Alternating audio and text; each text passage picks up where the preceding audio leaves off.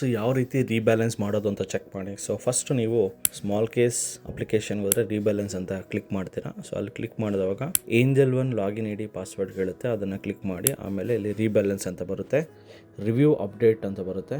So ಇಲ್ಲಿ confirm update ಅಂತ ಮಾಡಿದ್ರೆ ಸೊ ಏನೇನು ಬೈ ಆಗಿದೆ, ಏನೇನು ಸೆಲ್ ಆಗಿದೆ ಇಲ್ಲಿ ನೋಡ್ಬೋದು.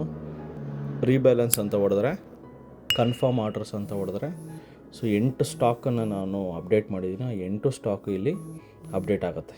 ಸೊ ಆಗಿದೆ, ಎಸ್, ವಿತಿನ್ 10 ಸೆಕೆಂಡ್ಸಲ್ಲಿ 8 ಸ್ಟಾಕ್ಸು ಬೈ ಆಗಿದೆ. ಇಷ್ಟೇ ರೀಬ್ಯಾಲೆನ್ಸ್ ಮಾಡೋದು, ತುಂಬ ಸಿಂಪಲ್.